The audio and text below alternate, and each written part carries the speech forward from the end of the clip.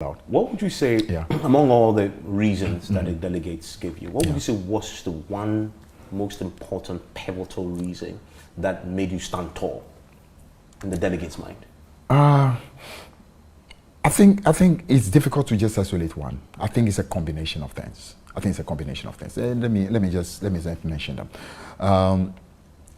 In the first place, I was able to let delegates appreciate that one of the biggest problems we had as a party was our inability to collate results early. And that has been historical. It happened to us in 2004. We simply were not able to collate our results very early.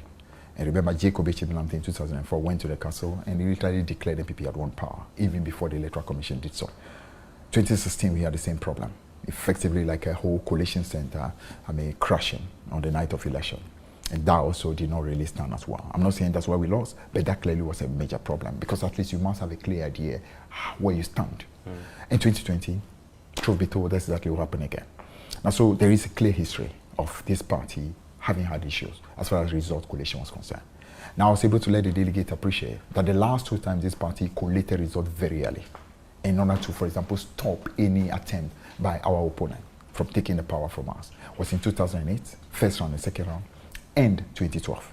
Evans, you remember, because I was with you in the strong room in 2008. I mean, you were there. The main reason why we managed to stop anything that NPP wanted to do in that 2008 was because we had our result very early. By the second night, we had our result, both in the first round and the second round. And the one who was in charge of that process, even though I was then the communication officer or national propaganda secretary, the person who took charge of that coalition was myself. And we had a coalition center at Kanda. And we were able to do a great job at that.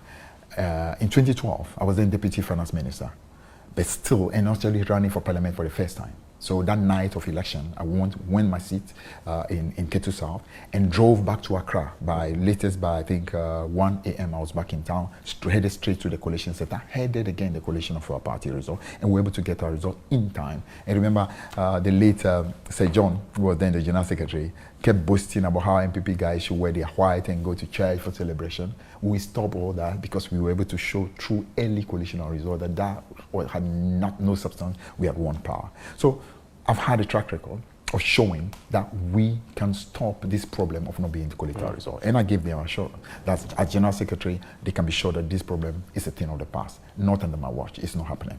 That was important to them. I also was able to clearly let the delegate know that I've got ideas that when implemented, will be able to, as it were, create what I call a much fair situation that can empower a lot of them at the grassroots level. I believe there are what you call synergies in both party and government that if properly harmonized, will be able to, as it were, help a lot of our people in the constituencies. And that's an issue that was quite important to them. As well, I was able to show clearly that we can do that. The details I may not be able to disclose now. I was also able to let them know that the campaign for 2024 is largely going to be a campaign on the economy. Because as you know what's happening in Ghana now, it's all about the economy.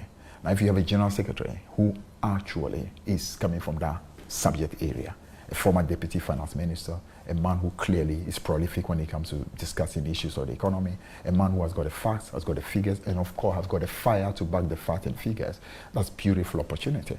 And I told them clearly that our opponents, like Baomi and so on, clearly are not looking forward to having a General Secretary who can be that prolific and who can set the record straight on the economy, marshal all the key powers that we have, both in Parliament and outside of Parliament, together with the party, in order for us to do a brilliant job at dealing with the NPP on the matter of economy, which will be the subject, the central theme of the campaign.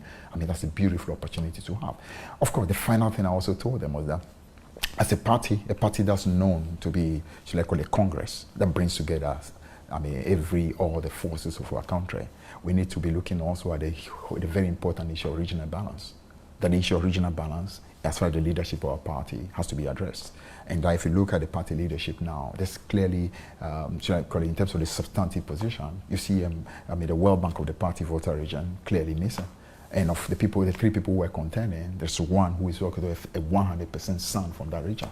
So I would say these are four important pillars that I was able to lay out every constituency. I spoke heart to heart with them, listened to their concern, and told them why I represented the best deal as far as the party is concerned, occupying that key position in order to enhance our chances for 2024. Obviously,